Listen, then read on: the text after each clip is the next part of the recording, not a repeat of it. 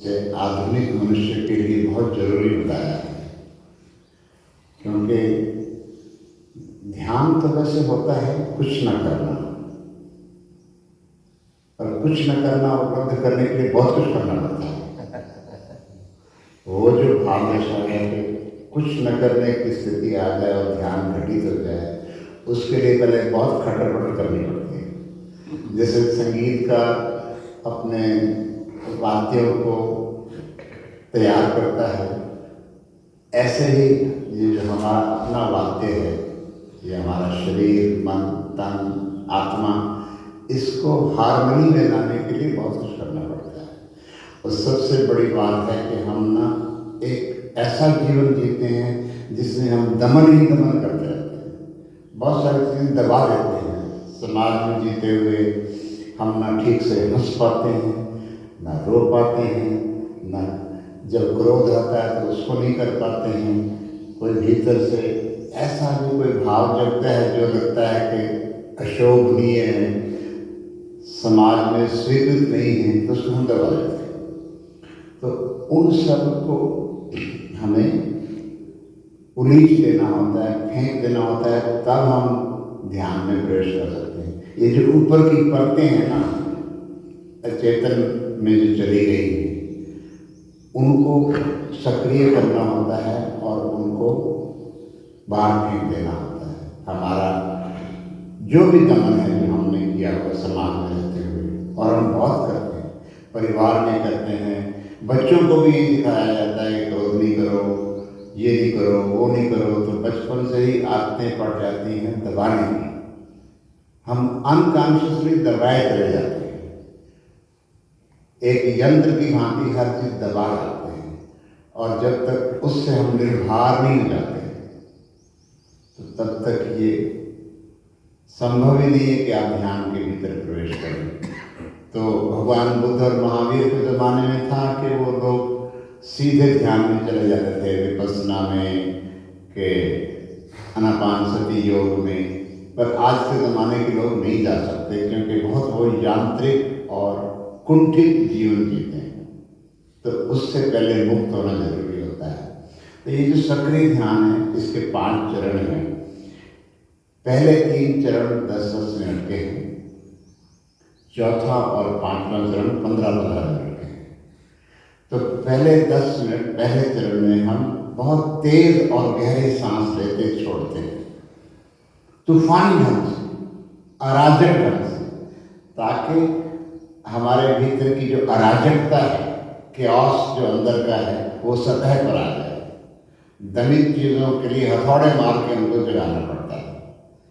तो ये सांस की जो हथौड़े की चोट है, वो आपके भीतर दमित भावनाओं को उकसाएगी और वो सतह पर आ जाएगी भाव। तो दूसरे चरण में हम उसको बाहर फेंकते हैं, हंसें, रोएं, चीखें, चिल्लाएं, जो भी पागलपन भीतर से फूटता हो उसे बह जाने दें, प्रकट होने दें। और ये तब होता है जब हम पहला चरण ठीक से करते हैं। पहला चरण यानी तेज और गहरी सांस, तेज और गहरी सांस, लगातार नॉन स्टॉप ब्रीदिंग, तब ये होता है। और आप समझते होंगे कि ये कितना मुश्किल है भी मुश्किल बहुत है। ये इसको कहो कि ये मदर ऑफ ऑल योगा है। कोई योगी भी 10 मिनट लगातार सांस छोड़ने में घबराता है, क्योंकि इसमें ये कीमिया ये है कि आप इसको लगातार करें, बीच में सोचें मत। आप रुक गए तो समझो कि फिर सोच विचार वापस चला आया, तो मोमेंटम टूट गया। तो breathing in, breathing out, non stop, और सब कुछ सतह पर आ जाता है। और उसको फिर दूसरे चरण में पूरे टोटल होके बाहर फेंकना है। क्रोध करना है तो क्रोध करें, हंसना है तो हंसें, पूरे पागल ही हो जाए, एक पागल खाना खुल जाए पूरा, और उलीच डालें। कैथारसिस उसको कहते हैं। तो सेकंड स्टेप रेचल का, कैथारसिस का। तीसरा चरण हम अपने पांव पर कूदते हुए ऊपर नीचे हु की चोट करते हैं, who who who who who, लगातार और वो सीधा हमारे मूलाधार चक्र पर, सेक्स सेंटर पर, जहाँ हमारी ऊर्जा का कुंड है, कुंडलनी ऊर्जा है, उस पर चोट करती है। वहाँ से ऊर्जा जागती है और ऊपर की ओर गतिमान होती है। ऊर्जा एक अग्नि की भांति है, जैसे अग्नि की लपट ऊपर जाती है, ऐसे। तो तीसरे चरण में जब ये बाधाएं हट गई, शरीर के तल पर, अचेतन मन के तल पर ये बाधा हट गई, तो आप सीधा ऊर्जा पर प्रहार कर सकते हैं। तो तीसरे चरण में ऊर्जा पर चोट करें, हु, हु, हु, लगातार। और फिर इसके 3 चरणों के बाद आप सुनेंगे स्टॉप। तो जहाँ हैं जैसे हैं 15 मिनट के लिए स्थिर खड़े रहेंगे, बिल्कुल अनमूविंग, बिल्कुल अडिग, अकम्प, कुछ नहीं करना है। आपके बाल बिखर गए हैं, कुछ और हो गया, तो आपको पहुँचना ठीक ठाक कुछ नहीं करना है। जैसे भूत की तरह दिख रहे हैं तो भूत की तरह ही खड़े रहना है, संवारना नहीं है अपने को, नहीं तो फिर सारी ऊर्जा आपने व्यर्थ कर दी जो आपने 30 मिनट में लगाई थी। तो चौथे चरण की शुरुआत में जैसे सुने स्टॉप, तो जहाँ है वैसे ही वहाँ रुक जाए। 15 मिनट तक एक जड़ समाधि की तरह आप खड़े रहें अपने आप। और फिर इस चरण में इतनी नई ऊर्जा का अनुभव होगा, इतनी नई ऊर्जा का अनुभव होगा कि वो ऊर्जा अभिव्यक्त होना चाहेगी। तो 5वें चरण में संगीत शुरू होगा और आप उसमें झूमें, नाचें, मस्त हों, और जो संगीत चलेगा उसके साथ मस्ती में आ जाएगा। और ये तभी होगा जब आप निर्भार, हल्के हो गए। हमारे ऊपर भावनाओं का वजन सबसे ज़्यादा होता है जो हमने अभिव्यक्त नहीं की, और वो हमें रोक के रखती है। क्रोध अगर हमने ठीक से नहीं किया तो वो हमें रोकता है। हंसने की मनाही हो गई तो वो हमें रोकती है। तो हम अपने आप को पत्थर बनाए हुए हैं, तो इन पत्थरों को पिघलना है, तो तभी ध्यान में प्रवेश होता है और ग्रंथियां खुल जाती हैं और आप भावनाओं के तल पर निर्भर हो जाते हैं।